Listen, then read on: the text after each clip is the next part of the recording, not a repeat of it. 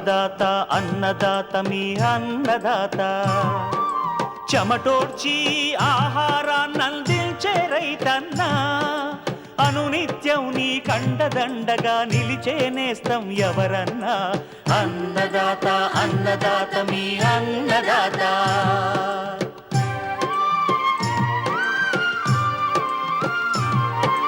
నూతన రీతుల సాగుబడికి నూరింతలు పెరిగే దిగుబడికి సూచనలిచ్చే సస్య రక్షణకు పశు పోషణకి శాస్త్ర విజ్ఞానం అందించి ముందుకు నడిపే తెలుగు రైతు భారతదేశానికి మకుటం అయ్యేలా తీర్చిదిద్దే ఆశయంతో మిమ్ము మేలు కొలిపేది అన్నదాత అన్నదాత అన్నదాత మీ అన్నదాత అన్నదాత అన్నదాత మీ అన్నదాత. అన్నదాత ప్రేక్షకులకు నమస్కారం. ఈనాటి ముఖ్యాంశాలు: రబీలో దమ్ములో నేరుగా విత్తే వరిలో కలుపు యాజమాన్యం, పత్తి మోళ్లను భూమిలో కలిపే కాటన్ షెడ్డర్ వాడకం ప్రయోజనాలు, వెన్నామి రొయ్యల పెంపకంలో అధిక దిగుబడులకు చేపట్టాల్సిన యాజమాన్యం,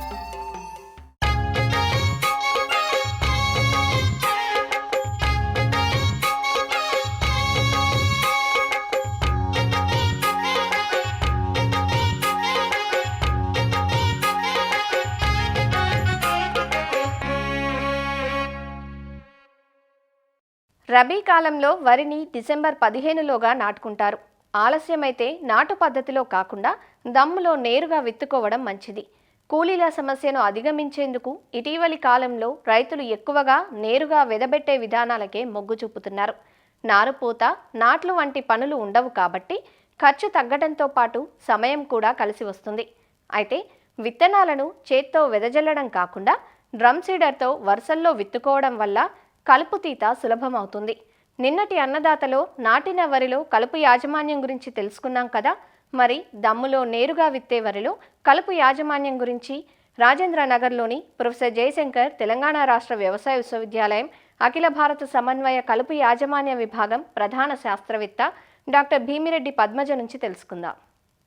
మన తెలుగు రాష్ట్రాలలో ముఖ్యంగా రబీ కాలంలో రైతు సోదరులు ఎక్కువగా వరిని దమ్ములో విత్తే పద్ధతిని ఆచరిస్తున్నారు. ఈ దమ్ములో విత్తే పద్ధతిని ఆచరించినప్పుడు మనం నాటుకునే పద్ధతితో పోల్చినప్పుడు కలుపు సమస్య మాత్రం అధికంగా ఉంటుంది. కాబట్టి ఈ కలుపు యాజమాన్యం మీద ప్రత్యేక శ్రద్ధ వహించాల్సి ఉంటుంది. ఈ కలుపు యాజమాన్యం చేపట్టేటప్పుడు మనం గుర్తుంచుకోవాల్సింది ఏంటంటే, ఈ రసాయనాల మీద మాత్రమే ఆధారపడకుండా ఇతర పద్ధతులను కూడా మనం ముందు ఆచరించుకోవాలి. అవేంటంటే, దమ్ము చేసిన తర్వాత సింగిల్ సూపర్ ఫాస్ఫేట్ని కనుక వేసుకుని ఒక 10 రోజులు దమ్ములో మురగనిచ్చినట్లయితే కనుక ఈ కలుపు ముఖ్యంగా ఊద, తుంగ, అలాగే ఈ మధ్య కాలంలో ఎక్కువగా దారుగా అనే కలుపు మొక్కలు కూడా ఎక్కువగా ఆశిస్తూ ఉన్నాయి. ఇవి శాఖీయంగా ఎక్కువగా స్ప్రెడ్ అవుతూ ఉంటాయి. కాబట్టి ఈ శాఖీయమైన భాగాలు, అలాగే కొన్ని రకాలైన కలుపు మొక్కల విత్తనాలు, ఇవన్నీ కూడా దమ్ములో ఉన్నప్పుడు భూమిలో బాగా మురిగిపోయి భూమిలో కలిసిపోవడం వలన కొంత వాటి యొక్క ఉధృతి అనేది తగ్గుతుంది. పంటను విత్తుకున్న తర్వాత కొన్ని రకాలైన కలుపు యొక్క రసాయనాలను వాడుకోవచ్చు. అందులో ముఖ్యంగా 2 రకాలు ఉంటాయి. విత్తిన వెంటనే వాడుకోదగిన కలుపు మందులు, అలాగే మొలిచిన తర్వాత 15 నుంచి 20 రోజులు అంటే కలుపు మొక్కలు 2 నుంచి 4 ఆకుల దశలో వాడుకోదగిన కలుపు మందులు ఉంటాయి. దమ్ములో మనము నేరుగా విత్తుకున్నప్పుడు ఎక్కువగా రైతు సోదరులు వెదజల్లే పద్ధతిని ఆచరిస్తూ ఉంటారు. అలా కాకుండా మనము డ్రమ్ము పద్ధతిలో కనుక విత్తుకుంటే కొంతవరకు మనము అంతర్కృషి చేసుకోవడానికి కూడా అవకాశం ఉంటుంది. కాబట్టి డ్రమ్ము పద్ధతిలో విత్తుకోవడానికి ఎక్కువగా శ్రద్ధ చూపిస్తే బాగుంటుంది. విత్తుకున్న తర్వాత 3 నుంచి 5 రోజుల లోపల కలుపు మొలవకుండా ఉండాలి అని అంటే గనక ఇది ప్రిటిలాక్లోర్ డిఎస్ఆర్ అంటారు. ఇది ఎకరానికి 600 నుంచి 800 మిల్లీలీటర్ల చొప్పున తీసుకొని మనము ఎకరానికి ఒక 20 కిలోల ఇసుకలో కలుపుకొని 3 నుంచి 5 రోజుల లోపల గనక మనము వెదజల్లుకుంటే గనక ఈ కలుపు అనేది పుట్టకుండానే నశించిపోతుంది. ఈ ప్రిటిలాక్లోర్ కాకుండా ఇంకా మనకి పైరజోసల్ఫిరాన్ ఇథైల్ కలుపు మందు 12% అయితే గనక ఎకరానికి 80 గ్రాములు వాడుకోవాల్సి ఉంటుంది. అదే 70% కాన్సంట్రేషన్ ఉన్నదైతే గనక ఎకరానికి 12 గ్రాములే సరిపోతుంది. ఈ రెండిట్లో ఏదో ఒక దానిని మనము ఎకరానికి 20 కిలోల ఇసుకలో కలుపుకుని వెదజల్లుకోవచ్చు. అలాగే ఈ యొక్క ప్రిటిలాక్లోర్ మరియు పైరజోసల్ఫిరాన్ ఇథైల్ అనే 2 రసాయనాల మిశ్రమ కలుపు మందు కూడా మనకి ఈరోస్ గోల్డ్ అనే రూపంలో దొరుకుతూ ఉంది. ఎకరానికి 800 గ్రాముల చొప్పున తీసుకొని 20 కిలోల ఇసుకలో కనుక కలుపుకొని వెదజల్లుకుంటే కలుపు మొక్కలు అనేవి మొలవకు ముందే నశించబడతాయి. వరి కానీ మొలిచిన తర్వాత కూడా కొన్ని రకాలైన కలుపు మొక్కలు ఆశిస్తూ ఉంటాయి. ఈ యొక్క రసాయన మందులు వాడుకోవడానికి అత్యంత అనుకూలమైన సమయము కలుపు మొక్కలు 2 నుంచి 4 ఆకుల దశలో మాత్రమే వాడుకోవాలి. అంటే లేతగా ఉన్నప్పుడు మాత్రమే సమర్థవంతంగా పనిచేస్తాయి. అవేంటంటే బిస్పైరిబాక్ సోడియం ఎకరానికి 80 నుంచి 100 మిల్లీలీటర్ల చొప్పున పిచికారీ చేసుకుంటే కనుక అప్పుడే మొలిచిన కలుపు మొక్కలన్నీ నాశనం అవుతాయి. అలాగే పెనాక్సిలమ్ ఎకరానికి 400 మిల్లీలీటర్ల చొప్పున పిచికారీ చేసుకోవచ్చు. అయితే ఈ మధ్యకాలంలో ఎక్కువగా మిశ్రమ కలుపు మందులు మాత్రమే ఎక్కువగా రైతు సోదరులు వాడుతూ ఉన్నారు. ఇవి వాడడం కూడా మంచిదే. ఎందుకంటే ఒకే రకమైన కలుపు మొక్కలు కాకుండా అన్ని రకాలైన కలుపు మొక్కలు సమర్థవంతంగా ఈ మిశ్రమ కలుపు మందులతో నాశనం అవుతాయి. అందులో ముఖ్యంగా ఎక్కువగా రైతులు వాడేది సహాలఫాబ్యూటైల్తో పాటు పెనాక్సిలమ్ కలగలిపిన కలుపు మందు. ఇది ఎక్కువగా ఏకవార్షిక గడ్డి జాతి అంటే ఊద లేదా ఒడిపిలి ఎక్కువగా ఉంటే ఇది వాడుకోవచ్చు.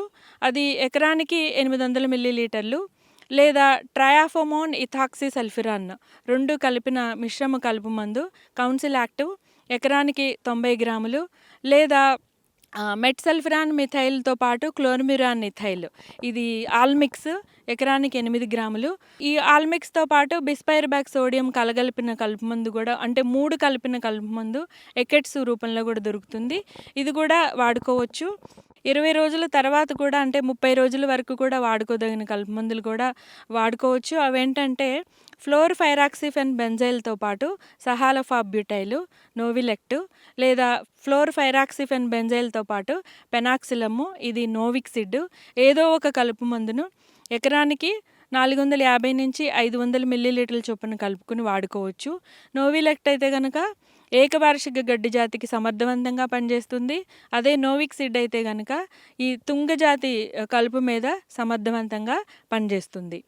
ఈ గడ్డి జాతి కలుపు అంటే నక్కనార గడ్డి అలాగే దారుగా ఊద ఒడిపిలి మళ్ళీ 40-45 రోజులకి ఈ కలుపు మొక్కల్ని గమనించడం జరుగుతూ ఉంది. ఒకవేళ ఏకవార్షిక గడ్డి కనుక ఎక్కువగా ఉంటే సహాలఫాబ్యూటైల్ 10% ద్రావకము లీటర్ నీటికి 1.5 మిల్లీలీటర్లు లేదా ఫెనాక్సాప్రాప్ ఇథైల్ 6.7% ద్రావకము లీటర్ నీటికి 2 మిల్లీలీటర్ల చొప్పున వాడుకుంటే కనుక ఈ ఊదా ఒడిపిలి అలాగే దారుగా ఇలాంటి కలుపు మొక్కలు నశించబడతాయి. ఒకవేళ తుంగ కనుక ఎక్కువగా ఉంటే కనుక బెంటజోన్ అనే ఒక కలుపు మందును ఎకరానికి 800 మిల్లీలీటర్ల చొప్పున వాడుకోవచ్చు. లేదా కొంచెం తక్కువ రేట్లో మనకి తక్కువ ఉధృతి ఉన్నప్పుడు కనుక 2,4-D ఇథైల్ ఎస్టర్ అనే కలుపు మందును ఇదైతే ఎకరానికి 1 లీటర్ చొప్పున మనం వాడుకోవచ్చు. తుంగ ఉధృతి అనేది బాగా తగ్గుతుంది. ఈ విధంగా కలుపు రసాయనాలను వాడుకున్న తర్వాత కూడా ఎక్కడైనా గనక కలుపు మొక్కలు కనిపిస్తే తప్పనిసరిగా కూలీలతో చేతితో తీయించాలి. దీనివలన ఏంటంటే ఎక్కడైనా కొన్ని కలుపు మొక్కలు తప్పిపోయినా వాటిలో ఈ కలుపు రసాయనాలకు నిరోధకత అనేది ఏర్పడినప్పుడు చేతితో తీసేయడం వలన వీటి సంతానం అభివృద్ధి చెందకుండా ఈ నిరోధకత అనేది నివారించబడి మంచి దిగుబడులు అనేది సాధించడానికి మనకి వీలుంటుంది. ఈ విధంగా దమ్ము చేసిన పొలంలో నేరుగా విత్తే పద్ధతిలో సమర్థవంతంగా కలుపుని మనము యాజమాన్యం చేపట్టవచ్చు.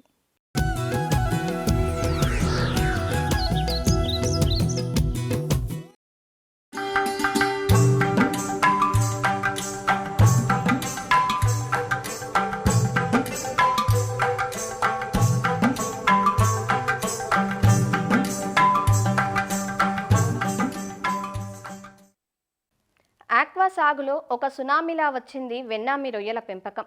సాగు తొలినాళ్లలో అధిక దిగుబడులను సాధించిన రైతులు రాను రాను వీటి పెంపకంలో ఒడిదుడుకులను ఎదుర్కొంటున్నారు. దీనికి విత్తన నాణ్యత లోపాలు, వ్యాధులు వంటివి నష్టాల పాలు చేస్తున్నాయి. టైగర్ రొయ్యతో పోలిస్తే వెన్నామి రొయ్యలు కొంచెం సున్నిత జీవులు.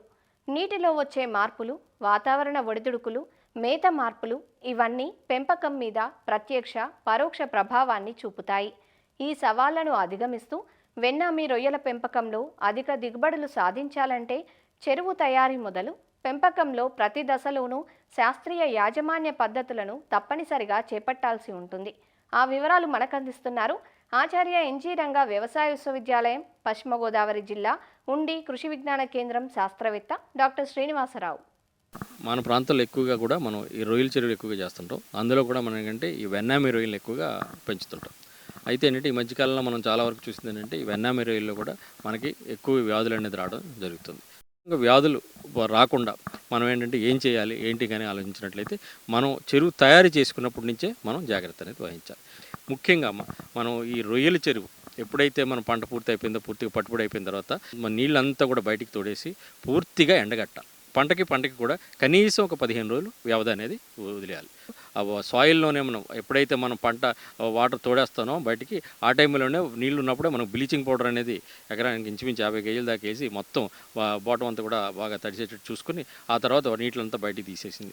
ఆ తర్వాత బాగా ఎండగట్టిన తర్వాత మళ్ళీ మనం కానీ ఉపక్రమించినప్పుడు ఒకసారి మన సాయిల్ అంతా కూడా చూసుకుని మనం సాయిల్ టెస్టింగ్ చేసుకుని అవసరమైతే సాయిల్లో మనం ఏవైనా మినరల్స్ కావాలంటే వాడుకోవడం, లేదా మనకి వర్మీ కంపోస్ట్ అనేది తీసుకుని మనకి ఇంచుమించు ఒక 150 కేజీలు ఎకరానికి కూడా మనం ఇది వానపాముల ఎరువుని వేసుకోవడం. తర్వాత మనం ఏంటంటే మనం ఈ నీళ్లు మన ఆడావిడిగా మనం నీళ్లు పెట్టేసి ఈ సీడ్ తీసుకొచ్చి వేస్తాం. అలా కాకుండా మనం వాటర్ పెట్టి మళ్ళీ సీడ్ వేయడానికి కూడా మనం కనీసం వారం నుంచి 10 రోజులు ఆ వాటర్ అనేది కూడా మనం కల్చర్ చేయాలి.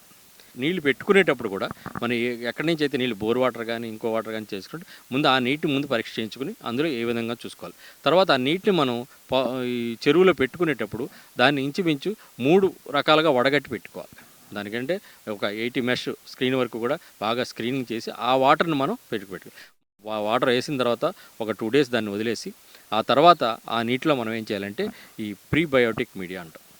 ఎకరానికి 20 కేజీలు తవుడు, ఒక 4 కేజీలు బెల్లం, ఒక 100 గ్రాములు ఈస్ట్, ఈ మూడింటిని కూడా బాగా ఒక 200 లీటర్ల నీటిలో డ్రమ్ములో పెట్టి బాగా కలియబెట్టి ఏరేషన్ ఇచ్చి బాగా దాన్ని ఒక 3-4 రోజులు నిల్వ ఉంచిన తర్వాత దాన్ని మనం చెరువులో జల్లుకోవడం.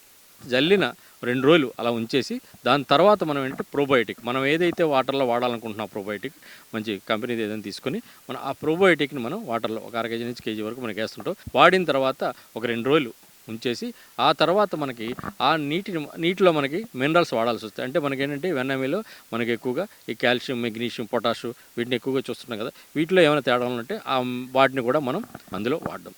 తర్వాత ఇంకొకటి ఏంటంటే మనం ఈ చెరువుల్లో మనం పెట్టుకునేటప్పుడు సెలైన్ వాటర్ పెట్టుకుంటాం. మనం బోరు లేదా పంటకాలం 2 కలిపి పెట్టుకోవడం ఏదో ఒకటి చేస్తుంటాం. కానీ ఏ చెరువులో మొట్టమొదటి ఏ సాల్ట్ పెట్టే కనీసం ఒక 5 పీపీటీ అయినా సరే ఈ సెలైనిటీ ఉండేటట్టు చూసుకుని, సాల్ట్ వాటర్ ఉండేటట్టు చూసుకుని 5 పీపీటీ అయినా మెయింటైన్ చేయగలిగితే చాలా వరకు మనకి ఉపయోగకరంగా ఉంటుంది. ఇవి ఎంతైతే మనం మెయింటైన్ చేస్తున్నామో ఫస్ట్ పెట్టుకున్న ఆ నీటి సెలైనిటీ మన పంటకాలం పూర్తి అయ్యే వరకు అదే సెలైనిటీని మెయింటైన్ చేయాలి. తర్వాత ఏంటంటే మన చెరువు చుట్టూ కూడా వాల ఫెన్సింగ్ వేసుకోవడం, మన అదే జీవరక్షకాలు అంటాం. ఈ జీవరక్షకాలని మనం ఖచ్చితంగా పాటించాలి. లేకపోతే ఏంటంటే మనం పక్క నుంచి కంటామినేషన్ వచ్చి మనకి ఎక్కువగా చెరువులు పోవడం జరుగుతుంది. పైన అంతా కూడా ఈ బర్డ్స్ అవి రాకుండా కూడా పైన ఒక వాళ్ళ ఫెన్సింగ్ ఒకటి పెట్టుకోవడం. ఈ విధంగా పెట్టుకుని మనం చెరువులోకి ఎవరు వచ్చినా సరే మా చెరువులో ఊరకని దిగిపోకుండా ముందు మనం డిస్ఇన్ఫెక్షన్ చేసి పొటాషియం పెర్మాట్లు కానీ ఫార్ములా కానీ ముంచిన తర్వాత శుద్ధి చేసి పెట్టుకోవడం. ఆ విధంగా పాటించడం మనకు కంటామినేషన్ తగ్గుతాం. వీటితో పాటు ఏంటంటే మనం ఈ రొయ్య పిల్లని మనం అధీకృత మనం ఎక్కడైతే సర్టిఫైడ్ హ్యాచరీస్ ఉన్నాయో వాటి నుంచి మనం తెచ్చుకోవాలి. కోస్టల్ అథారిటీ ఆ సర్టిఫైడ్ హ్యాచరీ నుంచి తెచ్చుకొని వాటిని మనం మన చెరువులో వేసుకోవాలి. అది తెచ్చుకునేటప్పుడు కూడా ఏంటంటే మనం దూరాన్ని చూసుకొని ఆ ట్రాన్స్పోర్టేషన్ బట్టి ఆ విధంగా తెచ్చుకున్న తర్వాత మన చెరువులో ఇక్కడ ఎక్లిమటైజేషన్ పాటించాలి. మనం ఆ నీటికి అలవాటు చేస్తూ మనం ఆ రొయ్య పిల్లల్ని వదలాలి. అందుకని తెచ్చిన ప్యాకెట్లన్నీ కూడా ఒక 1 అరగంట సేపు ఆ చెరువులో ఓపెన్గా పెట్టాలి. పెట్టిన తర్వాత అప్పుడు టెంపరేచర్కి అది అడ్జస్ట్ అయ్యింది. ఆ తర్వాత నెమ్మదిగా కొద్దిగా నీరు ఆ ప్యాకెట్లో వేసి ఒకటి కలుపుకుంటూ నెమ్మదిగా చెరువులో వివిధ ప్రదేశాల్లో మనం ఈ సీడ్ అనేది వదలాలి. తర్వాత మన సీడ్ వేసిన తర్వాత ఏమవుతుందంటే మనం తీసుకొచ్చింది ఎంతో మనకు లెక్క ఉండదు. దేన్ని బట్టి మన ఫీడింగ్లో మనం ఎప్పుడైతే మనం లక్షను తీసుకొచ్చి ఒకవేళ బోనస్ కానీ ఇచ్చినట్టు బోనస్ కూడా ఇచ్చి 1,30,000 అనుకున్నామంటే మన చెరువులో నిల్వ చేసిన రోజు నుంచి కూడా మనం 1,00,000 కాకుండా 1,30,000 బోనస్ అని కూడా 1,30,000 కూడా మేత అనేది ఇవ్వాలి. మేత అనేది మాత్రం తగ్గించకూడదు. ఆ తర్వాత చూసుకొని ఒక చిన్న హాప, ఒక 1 మీటర్ హాప ఒకటి కానీ 2 కానీ చెరువులో పెట్టుకుని అందులో ఒక 100 పిల్లలను వేసుకుని ఆ 100 పిల్లలు కూడా మేత ఇస్తూ ఒక 4-5 రోజులు చూసినట్లయితే మనకు సర్వైవల్ ఎంత తెలుస్తుంది. పెట్టిన 100 పిల్లలు 98% కానీ బతుకుదల శాతం ఉందంటే మనం చెరువుకి అలవాటు పడి మిగతావి కూడా మనం అన్నీ కూడా బతికాయి అని మనం చెప్పుకోవచ్చు. ఆ తర్వాత ఎప్పుడైతే మనం 15 రోజులు 20 రోజుల తర్వాత మనం చెక్ ట్రైల్ పెట్టి మన మేత వినియోగం గమనించి దాన్ని బట్టి మనం మేత యాజమాన్యం చేస్తాం. వీటన్నిటికంటే ముఖ్యమైనదంటే మన చెరువుల్లో ముఖ్యంగా నీరు, ఆ నీటి నాణ్యతలో కూడా మన నీటిలో ఆక్సిజన్ అనేది మాత్రం ఖచ్చితంగా ప్రతిరోజు చూసుకోవాలి. ఈ ఆక్సిజన్ అనేది అంటే 5 ppm ఉండాలి. ఉదయాన్నే దీని ఒక ఆక్సిజన్ గిట్టికి చూడండి ఉదయాన్నే కొలవడం, దాంట్లో 5 ppm లేదంటే దాన్ని 5 ppm వచ్చేటట్టు మనం చూడడం. దీనికి ఏంటంటే మనం ఏరేటర్లు వాడడం ఇది జరుగుతుంది.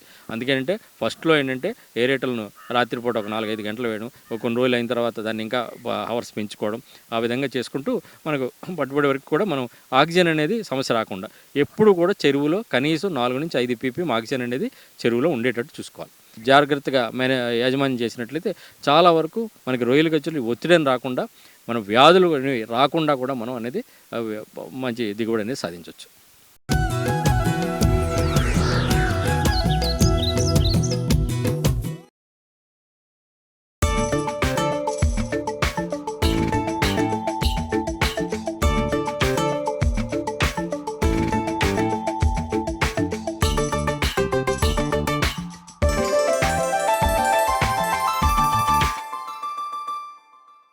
రైతుకు పంటలు పండించడం ఒక ఎత్తైతే పంట పూర్తయిన తర్వాత వాటి వ్యర్థాలను భూమిలో కలపడం మరొక ఎత్తు. ఏ పంట సాగు చేసినా దాదాపు 90 నుంచి 92% పంట వ్యర్థాలు వస్తాయి. కోతలు పూర్తవగానే పంట మోళ్లను భూమిలో కలియదున్నినా అవి పూర్తిగా చివకటానికి చాలా సమయం పడుతుంది. అందుకే చాలామంది రైతులు పంట వ్యర్థాలను తగలబెట్టేస్తున్నారు. కానీ దీనివల్ల అటు పర్యావరణ కాలుష్యంతో పాటు భూమికి సత్తువనిచ్చే అనేక పోషకాలు, సూక్ష్మజీవులు నాశనమవుతున్నాయి. పంట వ్యర్థాలను భూమిలో కుళ్ళిపోయేలా చేసుకుంటే ఈ నష్టాలకు కళ్ళెం వేయొచ్చు. ప్రతి మోళ్లను చిన్న ముక్కలుగా చేసుకొని భూమిలో కలిపే విధంగా చేసేందుకు ప్రస్తుతం యంత్ర పరికరాలు అందుబాటులోకి వచ్చాయి. అందులో ఒకటే కాటన్ ష్రెడ్డర్. వ్యవసాయ వ్యర్థాలను కాల్చడం వల్ల నష్టాలు, కాటన్ ష్రెడ్డర్ వాడకం ప్రయోజనాలను తెలియజేస్తున్నారు ఖమ్మం జిల్లా వైరా కృషి విజ్ఞాన కేంద్రం శాస్త్రవేత్త డాక్టర్ కె రవికుమార్. ఖమ్మం జిల్లాలో కూడా అధిక విస్తీర్ణంలో సాగు చేసే ముఖ్యమైన పంటలలో వరి, పత్తి, అదేవిధంగా యాసంగిలో మొక్కజొన్న, ఈ 3 పంటలు కూడా అధిక విస్తీర్ణంలో సాగు చేయడం జరుగుతుంది. సుమారు 90 నుంచి 92% వరకు పంట వ్యర్థాలు కూడా ఈ 3 పంటల నుంచి కూడా రావడం జరుగుతుంది. అంటే వరి, అదేవిధంగా పత్తి, మొక్కజొన్న పంట వ్యర్థాలు ఎక్కువ కూడా రైతులు దాన్ని భూమిలో కళ్ళేది ఉండకుండా ఎక్కువ కూడా కాల్చడం జరుగుతుంది. వరి కనుక చూసుకున్నట్లయితే సుమారు ఒక హెక్టార్కి 6 నుంచి 7.5 టన్నుల పంట వ్యర్థాలు రావడం జరుగుతుంది. అదేవిధంగా పత్తి నుంచి ఒక హెక్టార్కు 2 నుంచి 3 టన్నుల పంట వ్యర్థాలు రావడం జరుగుతుంది. ఈ పత్తి మోళ్లను ఎక్కువ కూడా భూమిలో కళ్ళేదున్న కూడా కాల్చడం జరుగుతుంది.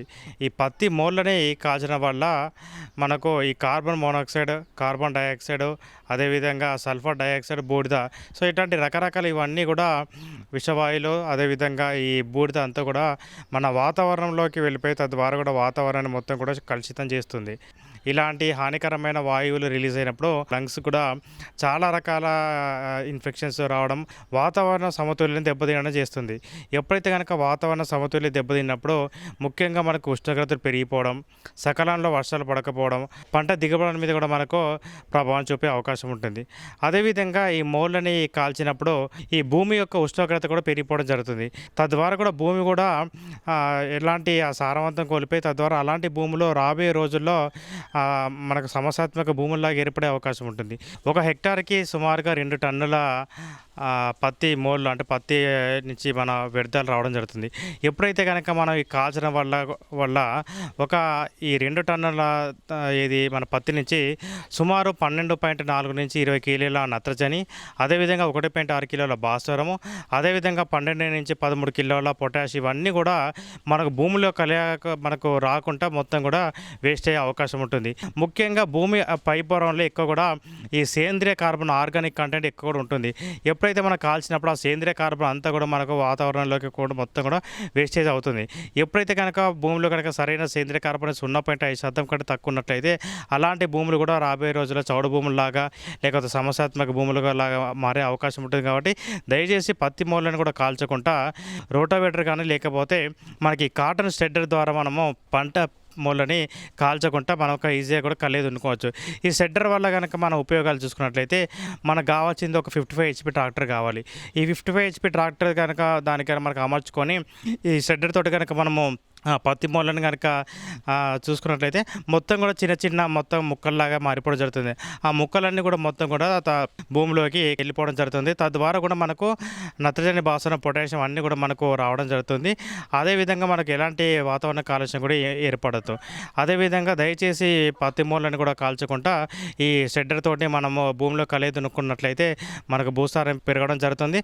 అదేవిధంగా చివరి అంశం ఏంటంటే ఈ పత్తిలో ముఖ్యంగా సమస్యాత్మకమైన ఒకటి ఏంటంటే ఈ గులాబీ రంగు పురుగు. ఈ గులాబీ రంగు పురుగు ఏం చేస్తుందంటే పత్తి ఉంటే పత్తి మీద తింటుంది, లేకపోతే సుమారు 6 నుంచి 8 నెలల పాటు నిద్ర వ్యవస్థకి వెళ్ళిపోతుంది. సో ఆ నిద్ర వ్యవస్థకి ఎక్కడ ఉంటుందంటే అది భూమిలోకి వెళ్ళిపోయి మనకు పత్తి మూలల్లో అది నిద్ర వ్యవస్థకి వెళ్ళిపోతుంది.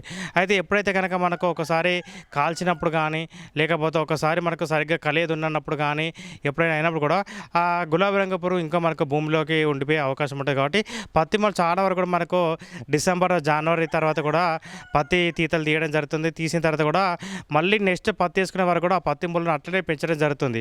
సో ఎప్పుడైతే కనుక కంటిన్యూస్గా ఆ పత్తి చెట్లు, పత్తి మూలు కనుక మన భూమి మీద ఉన్నట్టయితే ఈ గులాబీ రంగు పురుగు దాని మీద తీరుకుంటూ అట్లాగే జీవనం సాగిస్తుంది.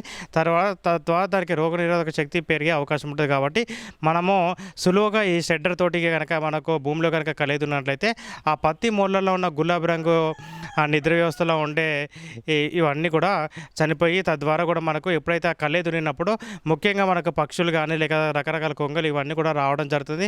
తద్వారా వాటికి ఆహారంగా ఉండి కూడా మొత్తం కూడా మనకు నాశనమయ్యే అవకాశం ఉంటుంది. కాబట్టి రాబోయే పంటల్లో కూడా మనకు గులాబీ రంగు పురుగు సమస్య తగ్గిపోవాలన్నా కూడా ఈ పత్తి మూలను సులువుగా కాటన్ షెడ్డర్ తోటి కనుక భూమిలో కలయి దున్నినట్లయితే గులాబీ రంగు పురుగు సమస్య తగ్గిపోతుంది.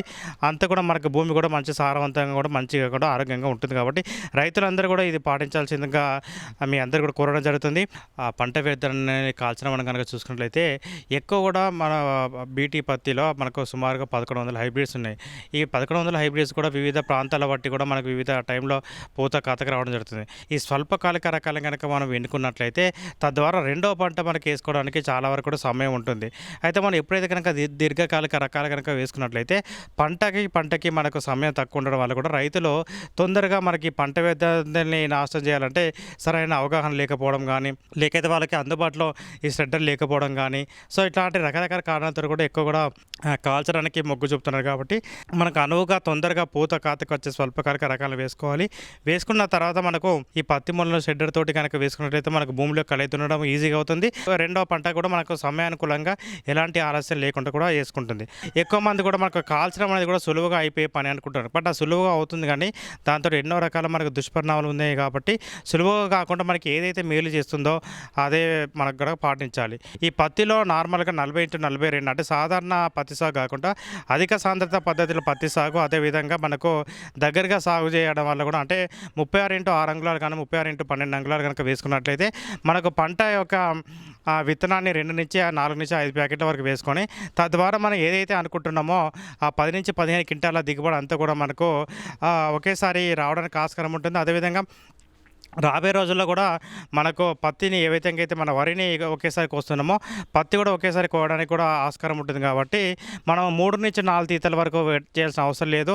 మనకు అనుకున్న దిగుబడి మొత్తం కూడా 10 నుంచి 15 క్వింటాలు ఈ అధిక సాంద్రత లేకపోతే దగ్గరగా సాగు చేసే పద్ధతిలో చేయడం జరుగుతుంది. కాబట్టి ఈ అధిక సాంద్రత పద్ధతి మీరు సాగు చేస్తూ తద్వారా వెంటనే మనకు పంటని నవంబర్, డిసెంబర్ కల్లా కూడా మొత్తం కూడా పంటను క్లోజ్ చేసుకొని తద్వారా మనకు షెడ్డర్ తోటి మళ్ళీ మనకు దీన్ని భూమిలో కలయి దున్నుకొని రెండో పంటగా మొక్కజొన్న కూడా వేసుకోవడానికి ఆస్కారం కూడా ఉంటుంది.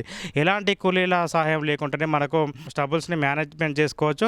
ఎప్పుడైతే ఈ షెడ్ తోటి ఏది మనకు కళ్ళి దున్నినప్పుడు మన భూమి కూడా కొద్ది వరకు గుల్లబారిపోవడం జరుగుతుంది. ఈ అధిక సాంద్ర పద్ధతిలో పత్తి సాగు చేసి నవంబర్ డిసెంబర్ కల్లా పత్తిని తీసేసి ఆ తర్వాత ఆ పత్తి మొన్న కాటన్ షెడ్ తోటి కనుక చేసుకున్నట్లయితే మనకి ఇటు దిగుబడి అదేవిధంగా మనకు నేల ఆరోగ్యం రెండు కూడా రావడం జరుగుతుంది. మరిన్ని విభిన్న అంశాలతో రేపటి అన్నదాతలో మళ్ళీ కలుసుకుందాం. నమస్కారం.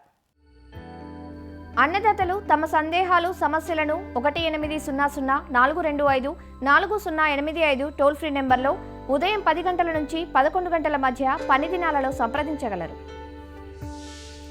ఈ కార్యక్రమాన్ని యూట్యూబ్లో www.youtube.com/annadaata ETV లింక్ ద్వారా వీక్షించవచ్చు.